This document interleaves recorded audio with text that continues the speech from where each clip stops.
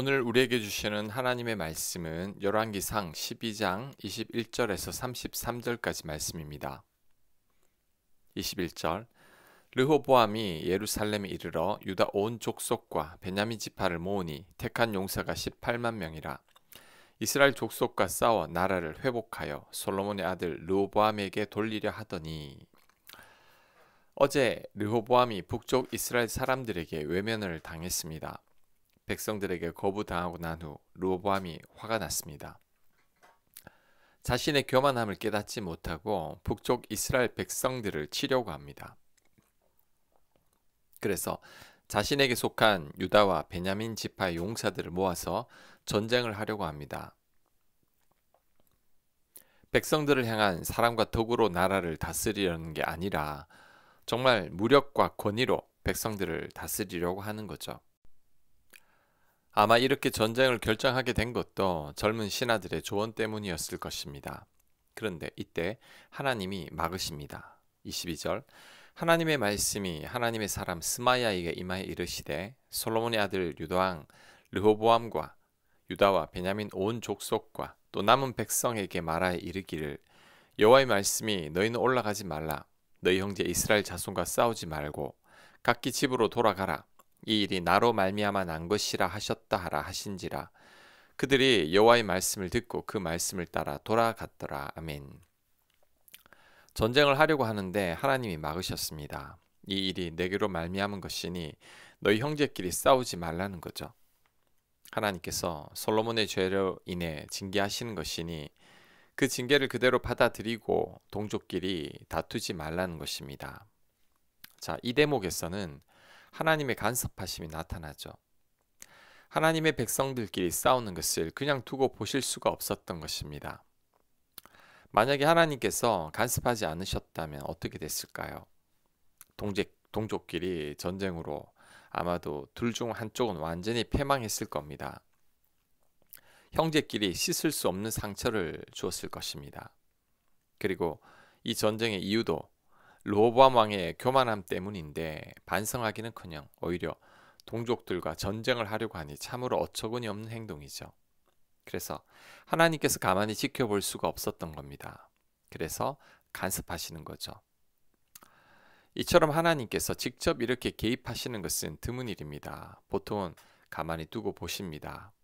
우리 인간의 선택과 의지를 존중하는 거죠. 그런데 이렇게 개입하는 것은 정말 큰 사랑입니다. 이스라엘 백성들을 사랑하니까 이렇게 개입하시는 거죠. 이렇게 개입하고 간섭하시는 것이 바로 하나님의 큰 사랑입니다. 아직 은혜를 베풀고 있다는 거죠. 하지만 이런 은혜마저 거둘 때가 있습니다. 그때가 더 무서운 것이죠.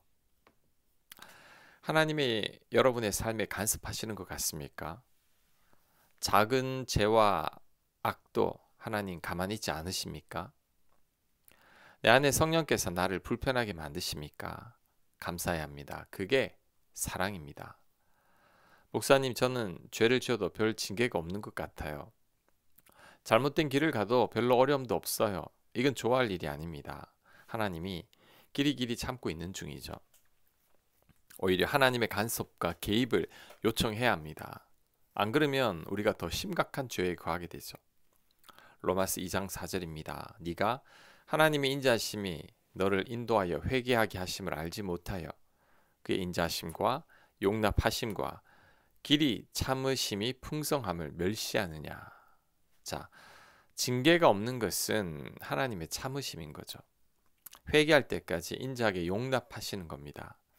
차라리 간섭하고 바로 징계하는 것이 하나님의 더 큰 사랑이라는 것을 알아야 합니다. 우리는 오히려 하나님의 간섭과 징계를 요청해야 합니다. 나의 악한 행위가 있다면 깨닫고 돌이키게 해달라고 간구해야 합니다. 시편 139편 24절입니다. 내게 무슨 악한 행위가 있나 보시고 나를 영원한 길로 인도하소서. 시편 139편 저자는 자신의 악한 행위를 하나님께서 살피셔서 자신을 영원한 길로 인도해 달라고 간구하고 있습니다. 이렇게 간구하는 이유는 더 심각한 죄에 빠지지 않기 위함인 거죠.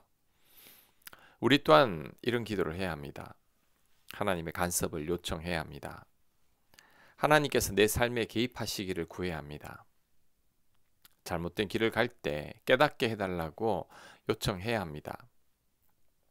죄를 지으면 바로 징계해달라고 간구해야 합니다. 그럴 때 늘 하나님 품에 머물 수 있게 되는 거죠. 하나님께서 내 삶에 관여하는 것이 복입니다. 작은 죄도 불편한 것이 은혜입니다. 간섭이 날 향한 하나님의 큰 사랑인 거죠. 25절 여로보암이 에브라임 산지에 세겜을 건축하고 거기서 살며 또 거기서 나가서 브누엘을 건축하고 그의 마음에 스스로 이르기를 나라가 이제 다윗의 집으로 돌아가리로다. 만일 이 백성이 예루살렘에 있는 여호와의 성전에 제사를 드리고자 하여 올라가면 이 백성의 마음이 유다 왕 된 그들의 주 르호보암에게로 돌아가서 나를 죽이고 유다의 왕 르호보암에게로 돌아가리라 하고 이에 계획하고 두 금송아지를 만들고 무리에게 말하기를 너희가 다시는 예루살렘에 올라갈 것이 없도다. 이스라엘아 이는 너희를 애굽 땅에서 인도하여 올린 너희의 신들이라 하고 하나는 베델에 두고 하나는 단에 둔지라. 이 일이 죄가 되었으니 이는 백성들이 단까지 가서 그 하나에게 경배함이더라. 그가 또 산당들을 짓고 레위 자손 아닌 보통 백성으로 제사장을 삼고 여덟째 달 곧 그달 15째 날로 절기를 정하여 유다의 절기와 비슷하게 하고 제단에 올라가되 베델에서 그와 같이 행하여 그가 만든 송아지에게 제사를 드렸으며 그가 지은 산당의 제사장을 베델에서 세웠더라. 그가 자기 마음대로 정한 달 곧 8째 달 15째 날로 이스라엘 자손을 위하여 절기를 정하고 베델에 쌓은 제단에 올라가서 분향하였더라. 아멘. 참으로 안타깝습니다. 하나님께서 여로보암을 세우실 때에 솔로몬처럼 우상을 숭배하지 말고 하나님 말씀에 잘 순종하면 하나님께서 많은 복을 주시겠다고 약속하셨습니다. 그런데 여로보암은 자신들을 따르던 백성들이 르호보암 왕에게로 돌아갈까 봐 두려워합니다. 특히 북쪽 이스라엘 사람들은 하나님께 제사를 드릴 수가 없습니다. 제사는 예루살렘 성전에서 드려야 하는데 성전이 없으니까 백성들이 예루살렘으로 내려갈까 봐 두려웠던 거죠. 그래서 그 대안으로 내놓은 것이 베델과 단에 금송아지 우상을 만들고 그것이 애굽에서 인도하여 내신 여호와 하나님이라고 한 겁니다. 그리고 그 우상을 섬기게 한 거죠. 예루살렘까지 갈 필요가 없다는 겁니다. 또한 산당을 만들고 레위 사람들이 아닌 보통 백성들로 제사장을 삼았습니다. 게다가 자기 마음대로 절기를 만들어서 그 절기에 제사를 드리게 했습니다. 이 자체만으로 벌써 하나님의 계명을 어기는 것이죠. 우상 만들고 산당 만들고 제사장을 마음대로 임명하고 절기 또한 자기 마음대로 지킵니다. 이러니 하나님 눈밖에 나게 되는 거죠. 꼭 사울 왕을 보는 것 같습니다. 하나님께서 세운 사울 왕이지만 사울도 백성들 때문에 제사장도 아니면서 자기 마음대로 제사를 드렸죠. 또한 신접한 여인을 찾아가기도 했습니다. 그러니 사울 또한 하나님 눈밖에 난 것입니다. 하나님 말씀에 순종만 해도 복을 받을 것인데 그 순종이 안 되는 것입니다. 우리 또한 마찬가지입니다. 성경은 우리가 형통하고 잘 되는 비결을 이미 많이 알려주셨습니다. 그것은 하나님 말씀에 순종하며 사는 거죠. 그런데 우리들도 그 말씀에 순종하지 않습니다. 그렇다면 우리들도 여로보암과 다를 바가 없는 거죠. 하나님 말씀에 순종해야 합니다. 하나님 말씀을 주야로 묵상하며 그 가운데 기록된 대로 다 지켜 행해야 합니다. 그럴 때 어디로 가든지 형통할 것입니다. 오늘 말씀을 계기로 반드시 순종할 것을 결단하시길 바랍니다. 자, 그 다음에는 불순종의 원인에 대해서 살펴보고자 합니다. 여로보암이 하나님 말씀에 순종하지 않은 가장 큰 이유가 뭘까요? 두려움이죠. 백성들이 르호보암 왕께 돌아갈까 봐 두려웠던 것입니다.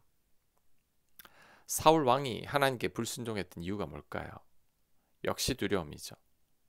백성들의 원망을 들을까 봐 두려웠고 백성들의 인기를 잃을까 봐 두려웠던 거죠. 우리 또한 마찬가지입니다. 우리가 하나님 말씀에 순종하지 않고 우리 뜻대로 사는 이유가 뭘까요? 두려움 때문입니다. 하나님 말씀대로 살다가 손해를 볼까봐 두려운 거죠. 말씀대로 살다가 혹 잘못될까봐 두려운 겁니다. 내일 일이 두려워서 하나님 말씀대로 사는 것을 포기하죠. 결국 우리들도 두려움 때문에 불순종을 선택합니다. 믿음의 반대는 두려움입니다. 믿음으로 살기 위해서는 두려움을 넘어서야 합니다. 우리가 두려울 때 십자가를 생각해야 합니다. 나를 사랑하사 아들을 주신 하나님이시죠. 나를 사랑하사 나를 위해 십자가에 달리신 예수님이시죠. 하나님과 예수님이 이렇게 나를 사랑하시는데 왜 내가 잘못되게 하시겠습니까? 우린 이 사실을 굳게 믿어야 합니다. 그럴 때 두려움을 이기고 하나님 말씀에 순종할 수 있습니다. 두려움은 믿음으로 이겨내는 거죠. 두려움은 십자가 사랑으로 이겨내는 것입니다. 아멘. 묵상과 적용 질문입니다. 내가 불순종하는 말씀은 무엇입니까? 그 말씀대로 살 때 어떤 어려움이나 두려움이 있을 것 같습니까? 믿음으로 두려움을 이겨낼 것을 결단해 보시기 바랍니다. 기도합니다. 하나님,